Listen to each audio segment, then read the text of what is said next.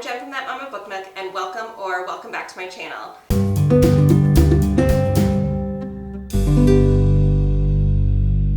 Today I am going to be sharing my January TBR. This month's TBR is very ambitious. My chaotic TBRs have not stopped in the new year, but my goal is that I do finish more books than I start, which I was not always doing last year, so that is the goal for this year. Also, any books that I had from last year, if you may remember that I roll over books from my TBR each month if I didn't finish them. In the new year, those were wiped clean, so some of the books will be repeats, but most of them actually are still new, just new book clubs, picking new books. My personal challenges that I didn't quite get to will hop back on TBRs this year. I am really excited about the books that I am hoping to pick up this month though.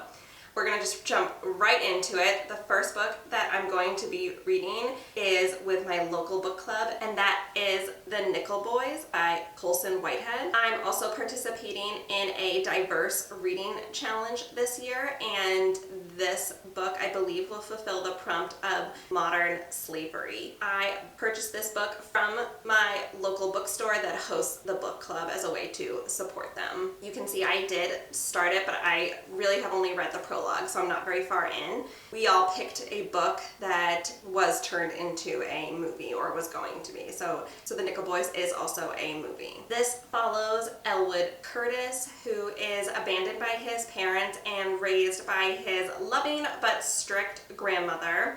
He is about to enroll in the local black college when an innocent mistake sends him to the Nickel Academy, which claims to provide moral, intellectual, and physical training, which will equip its inmates into becoming honorable men. But in reality, the Nickel Academy is a place of horror, thick with abuse and corrupt officials. Elwood tries to follow the teachings of Dr. Martin Luther King, but his inmate Turner thinks that you have to be just as cruel and cynical as their oppressors. This is actually based on the true history of a reform school in Florida that was open for 111 years and destroyed thousands of lives. I think this book is going to be pretty heavy, but I am really interested in reading it. Next, I'm going to be reading Quicksilver by Callie Hart. I'm actually going to be reading this with two different groups of friends, so it's going to be nice to kind of overlap there. One of the groups I am co-hosting a monthly book club that we're going to be hopping on to Instagram Live to discuss, and that's with my friends Britt and Michelle, and I'll leave their Instagrams linked below. And each month we're also going to be joined by a guest host, and this month we are going to be joined by Tanya. I am really excited to read this one. I actually have already started this one as well. I'm a few chapters in, and I am trying to tab and annotate this one so that I'm all prepared for the chat. Maybe one of these days we can pop onto YouTube as well, but for now we're just going to see how the live goes. And then I am also reading this with another group of friends, just like a traditional buddy read as well. Then this year I'm also going to be attempting the Pop Sugar reading challenge, which looks kind of difficult because there's a lot of prompts, but also really fun and low pressure. If I don't complete it all, no big deal. But one of the prompts is silver on the cover, so obviously Quicksilver, you could do the word, the color, it definitely counts for that. And I did purchase this book just because I did want to be able to annotate it. Anyways, this follows 24-year-old Sarah Spain. No one knows that she has been hiding some mysterious powers. She is a little bit of a troublemaker. She has been pickpocketing and stealing from the Undying Queen's reservoirs for years. When Saris comes face to face with death, she inadvertently reopens a gateway between realms, and she's transported to a land of ice and snow. There, she lands right in the middle of a Fae conflict. She thought fae were just a legend, however, so it's a big surprise to her. She then mistakenly binds herself to a fae warrior named Kingfisher. Kingfisher has secrets of his own, and he will stop at nothing to protect his people. I am really excited to continue reading this, annotating this, and then of course chat about it with lots of friends, both verbally and through messages. I've heard really good things about this book, so I'm hoping it lives up to the hype. I am enjoying it so far, but again, only a few chapters in. This is also one of the books I recommended in my winter reads recommendation because of the ice and snowy realm that she goes to. Then I will also be reading We Rip the World Apart by Charlene Carr. This I am reading as an advanced reader copy, and it comes out on January 28th. This will also fulfill another prompt in my diverse reading challenge because the main character is biracial. At 24, Karila discovers that she is pregnant with a child that she is not sure if she wants. Her struggle to understand her place in the world as a half black, half white, but really doesn't feel like she fits in either world is amplified by getting pregnant. Her mother, Evelyn, fled to Canada with her husband and their firstborn child from Jamaica during the 1980s Jamaican exodus, only to realize they'd come to a place where black men are viewed heavily with suspicion.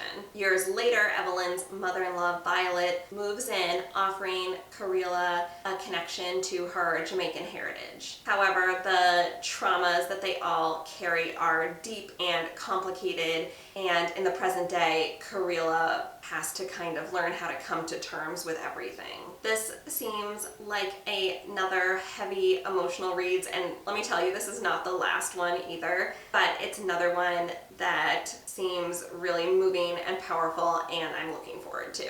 The next book is The Girls of the Glimmer Factory by Jennifer Coburn. This is also an advanced reader copy that comes out on January 28th. I have a lot of advanced reader copies this month, and another one of my goals is to actually read my advanced reader copies before they're published. So I'm determined. These are some of my ones that I'm really prioritizing. Hannah is a Jewish prisoner, another heavier one. I promise I do have some lighter ones in there. Whew. She's a Jewish prisoner at a camp where they're planning to make a propaganda video to convince the world that the Jewish people are living so well in these camps. Hannah, of course, wants to make sure that the world knows the truth and makes plans to disrupt the film. Hilda is a believer in the Nazi cause. She works for the Reich Ministry of Enlightenment and Propaganda. When the film starts getting some resistance, Hilda thinks this is her opportunity to finally make a name for herself. And when she recognizes Hannah as an old childhood friend, she thinks that she can use their friendship to get the film back on track. I have read a lot of World War II historical fictions. It's one of my favorite time periods to read about. I have heard this one is really well researched, so I am looking forward to reading it. Okay, the next one isn't as heavy, I think. I will be reading Tomorrow and Tomorrow and Tomorrow by Gabrielle Zevin. This I'm reading with my other local book club, and I grabbed this one from my local library network. Sam and Sadie have been best friends since childhood.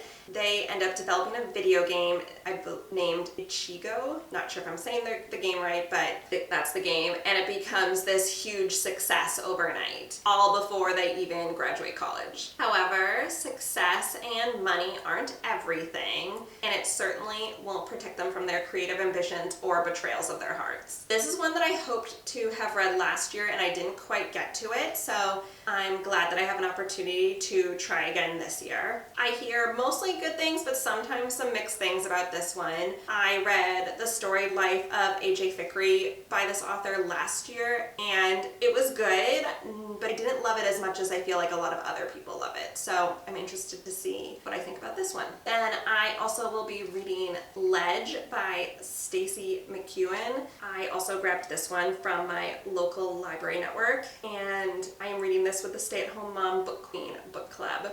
This is another one that I was recommended recommending in my winter reads, because Ledge is a civilization that is trapped by a vast chasm and a sheer mountain face, and there's absolutely no escape from the frozen wasteland. Glacians are these winged creatures that do bring some rations to Ledge in exchange for human sacrifice. Dawson is our main character. She's an axe wielder, and she's the only one left in her family to have not been chosen as a sacrifice, but her time is up. However, a half Glacian named Ryan offers to help them both escape. I hadn't heard about this one until really the book club picked it, and now I'm seeing it everywhere, so I'm really intrigued to see how it is. It also seems like a fairly straightforward fantasy plot, which is always a good thing for me to be able to talk about. The next book I will be reading is P.S. I Hate You by Lauren Connolly. I will be reading this with the Booked with Babes book club, and I picked this up as one of my book of the month picks at the end of the year. I am also doing yet another challenge this year. I am doing the 52 book club challenge, where they give 52 prompts. Can you tell I love a bookish challenge? And this fulfills the prompt related to puzzle, and they did say it was okay for like the puzzle to be on the cover, so definitely you can see the puzzle pieces, and maybe that will tie into the plot as well. I was about to say that here's the light romance that my TBR needed, but it starts off with the main character Maddie's brother dying, so not quite so light. I do think this one will be great though. Maddie has been tasked with scattering her brother's ashes over 8 different places that he never got to visit before he died, and she's been tasked to go with her brother's best friend, Dominic Perry. He also happens to be the man that broke Maddie's heart though. But they agree to fulfill her brother's wishes, so off they go on this emotional trip. After a snowstorm leads them to a shared bed experience, Maddie starts to wonder if her brother is actually doing some matchmaking from the grave. So yeah, this one actually does sound really good. I'm looking forward to reading it. I've heard great things. Next book is The Bridge Kingdom by Daniel L. Jensen.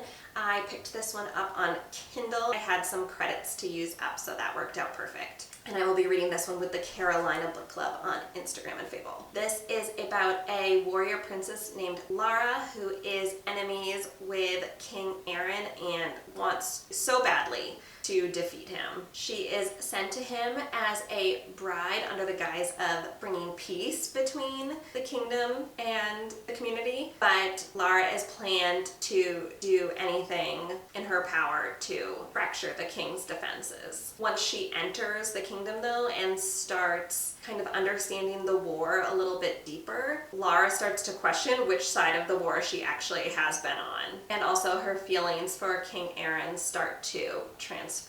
This sounds like another great, straightforward fantasy plot. I've really been enjoying my romantasy lately, so I'm just gonna eat it all up while I can. Then the reading journal that I'm using this year is called Always Fully Booked, and it's by Little Inklings Design.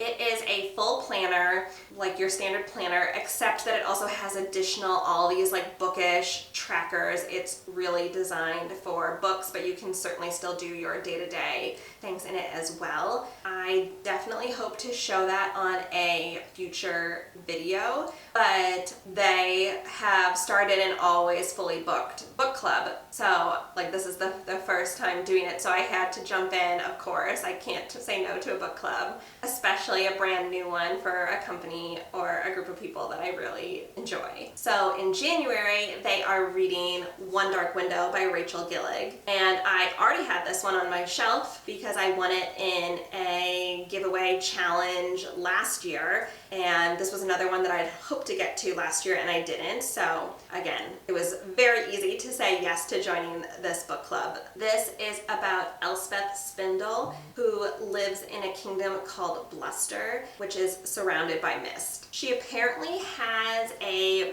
monster that is trapped in her head who she calls Nightmare, but it also protects her and keeps her secrets. Elspeth meets a mysterious highwayman who turns out to be the king's nephew, Captain, which thrusts her into a dangerous quest to cure Blunder from dark magic. But Captain is also one of the most dangerous men in Blunder and is wanted for high treason. Together, they must gather 12 Providence cards, which are the keys to the cure. Meanwhile, the nightmare is slowly taking over Elspeth's mind. This one has a lot more going on in this one, but I've still heard really amazing things, and again, I'm looking forward to reading it. One more that I talked about in my winter book recommendations video is Misery by Stephen King. I picked this used copy up on Pango, and I'm actually reading this one, and it's going to cover 3 different challenges. One is the Massachusetts Center for Books reading challenge, where they put out 1 prompt a month, and for January it was to read a book published in or around when you were born. You can do the math.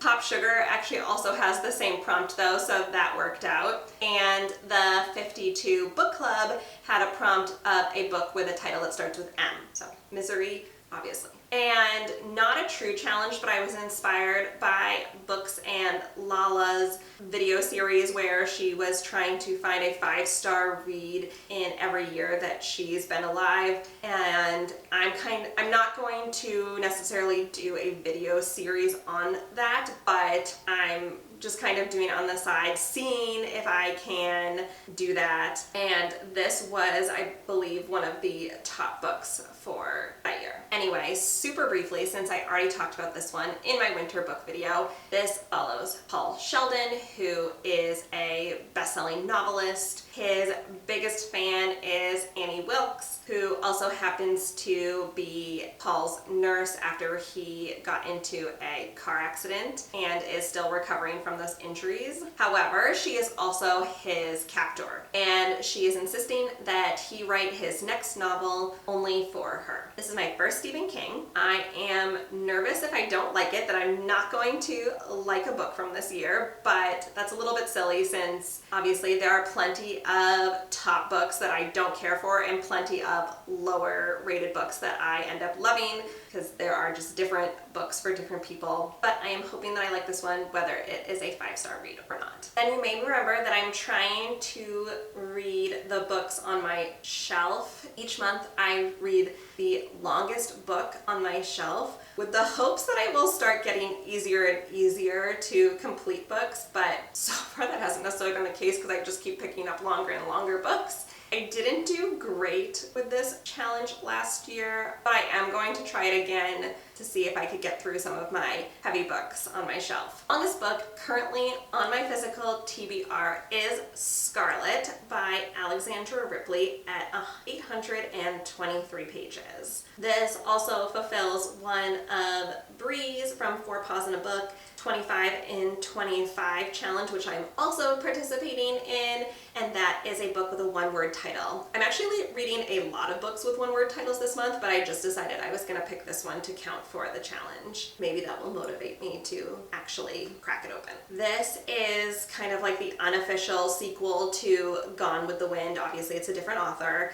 and this was published in the 90s, so many, many years after Gone with the Wind. But it pretty much picks up where Gone with the Wind left off, and is really, I think, for the readers to try and get some closure between Scarlett O'Hara and Rhett Butler. I read Gone with the Wind in 2023. I did enjoy parts of it, but it was a very problematic read in many parts of it as well. I'm hoping this one is less problematic, given that it was written more recently. But I would also love to pick pick up When the Wind Done Gone by Alice Randall, which is more of a Gone with the Wind retelling because it's told during the same time as Gone with the Wind, but it's told from the point of view of a slave on the O'Hara property. So I think that would be probably the most important one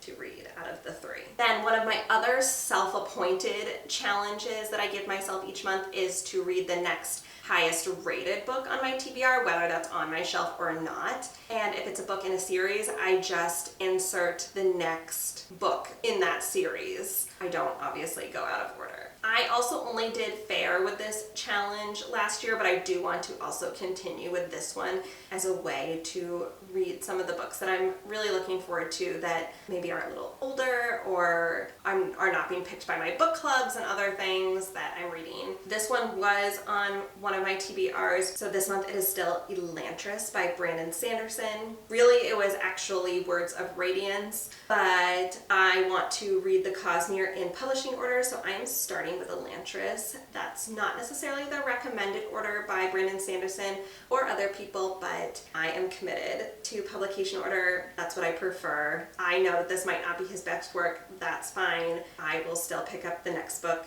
even if I don't like this one. And I ended up grabbing this copy also on Pango as a used book. Elantris used to be the capital of Erelon, filled with benevolent demigods who used their magic for good. The demigods actually used to be humans who were transformed when they came into contact with the magic of the Shroud. Another one, I'm not sure I'm pronouncing all these right. But then 10 years ago, the magic unexplainably failed and Elantrians turned into these leper-like creatures who have no powers, and Elantris itself turned dark and filthy and crumbling. Erelon's new capital is Kay, and when Princess Serene of Teod arrives in Kay for the arranged marriage with the Crown Prince Raoden, she's hoping from their correspondence that the marriage will not only be arranged, but it will actually be with some love as well. But when she arrives, she finds out that he has died, but they are honoring the marriage anyway, and she is considered his widow. Teod and Erelon are the last remaining holdouts against religious fanatics of Fjoridel, so Serene decides to use her new status to counter Hrathen, a Fjoridel high priest who wants to convert Erelon. Neither Serene nor Hrathen think that Prince Raoden is actually dead, and turns out they would be correct because his father secretly exiled him after Prince Raoden was affected by the same curse as Elantris. Now Prince Raoden is trying to help the Elantrians, which then begins a series of events that hopefully will help both Elantris and Erelon. So this is a high fantasy series. I am really just still a baby fantasy reader, so I am really interested into reading this. I know Brandon Sanderson is really considered the king of high fantasy in the book world, so I'm excited to enter the Cosmere. I was gifted a copy of The Pickup by Nora Dahlia from Gallery Books, and I wanted to get to this gifted copy pretty quickly. This also fulfills a 52 book club prompt of a title with 10 letters or less, and this has 6 or 7 if you count the dash. Sasha Rubinstein is a single parent. She co-parents with her ex, who's kind of a jerk, and it is not easy. She feels super judged at school pickup, and it doesn't help that there's this dad who is so entitled. He keeps stealing her late after school parking spot, as well as the last school hoodie and all these other things. Ethan Jones is actually not trying to trip Sasha up. In fact, really the opposite. He can't stop thinking about her. And then a job lands them both on an exclusive private island. They plan to keep her professional,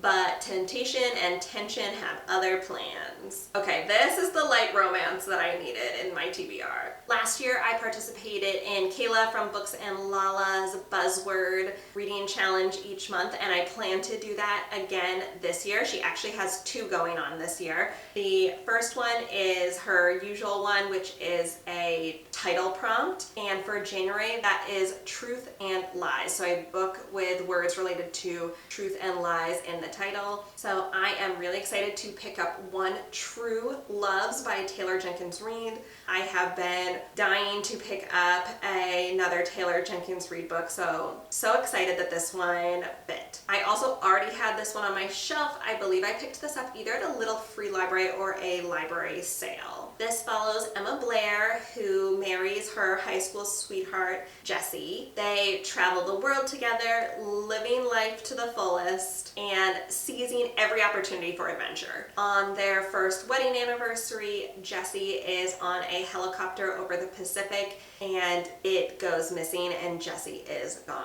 Emma is obviously devastated. She quits her job. She moves home to Massachusetts to try to put her life back together. Years later, Emma runs into an old friend, Sam, and over time starts to fall in love again. Emma and Sam get engaged and they have a second chance at happiness until Jesse is found alive and turns out he has been trying so hard to make his way back to Emma all this time. Emma now really has to figure out what she wants because technically she is still married and has a new fiance. This one has been high on my list. I'm so excited to get to it. Then for the other buzzword prompt, this one is actually a cover prompt, and for January it was a book with a pattern on the cover, and I picked A 40-Year Kiss by Nicholas Butler. I received this as an advanced reader copy, and I think that the clouds and the way that it's split up counts as a pattern on the cover.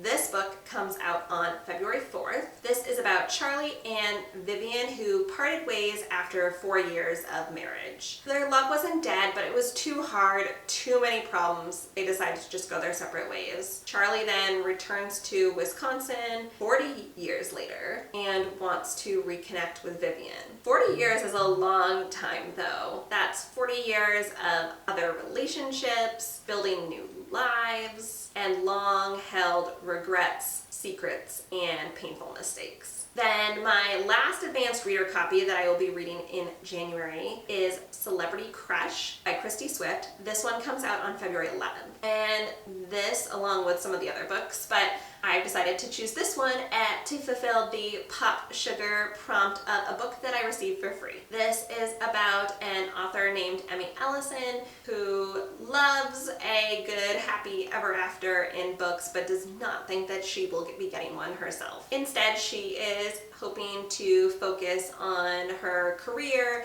and success instead of love and romance. Her latest novel is actually going to be turned into a film, so she's hoping that she will become the next social media sensation. Enter her plan for a secret celebrity crush, the real life inspiration for her romantic hero. When her celebrity crush accepts the role in the film, she's determined to team up with a fake dating scheme, and he's in need of some good PR for his own too. I love a good fake date, so hopefully this one's good. Couple more.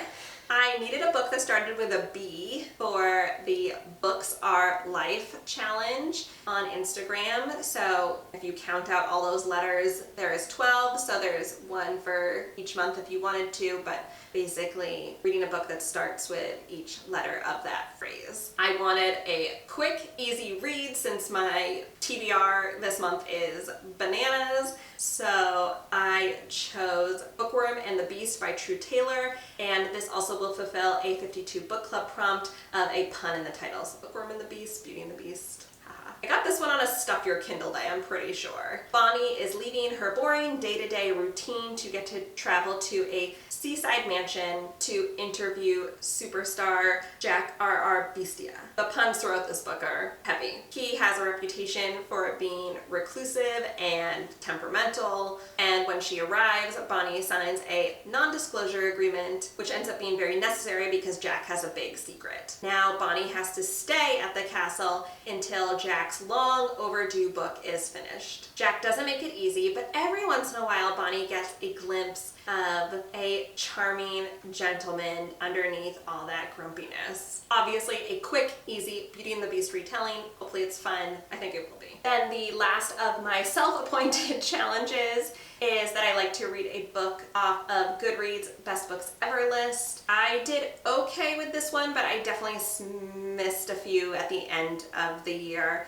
so I'm going back. So this one has been on my TBR before, but I will be picking up The Little Prince by Antoine de Saint-Exupéry. This is number 18 on the Goodreads Best Books Ever list. This is about a pilot who is stranded in the desert, and he awakes one morning to find a little fellow standing over him. He asks the pilot if he will draw him a sheep, and the pilot just goes with it. This begins the enchanting fable that teaches the secret of what is really important in life. I have read this before. I think I might have even read it in French in high school, but it has been many, many years, so I am going to reread it. It should be very quick, so hopefully I have no excuse not to get to it. This year I also wanted to participate in 12 books in 12 months picked by 12 friends challenge that a lot of people do, and I got some amazing and diverse recommendations from my friends over on Instagram. This month I will be reading A Love Song for Ricky Wilde by Tia Williams. This was recommended by my friend Michelle, who I will also link in the description.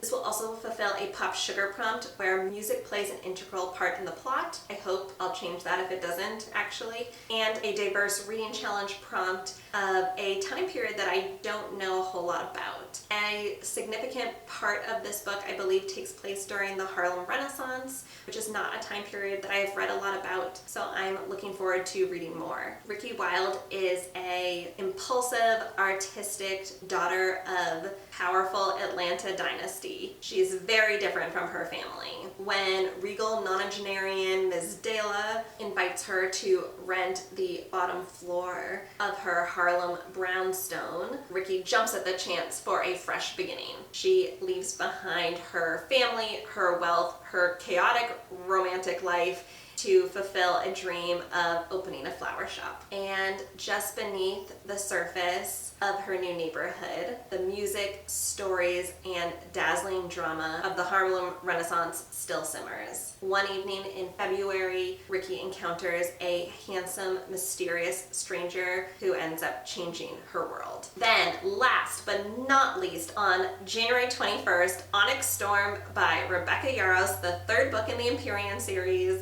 following Fourth Wing and Iron Flame, is being released. I did pre-order a copy of this, and I will be buddy reading this with my friends. This will also fulfill a 52 book club prompt and 25 and 25 prompt of a 2025 release. I assume this is going to be picking up right where Iron Flame left off. Violet must journey beyond the failing Mauritian wards to seek allies from unfamiliar lands to stand with Navarre. Violet will do anything to save what she loves, her dragons, her family, her home, and of course her love, Xaden.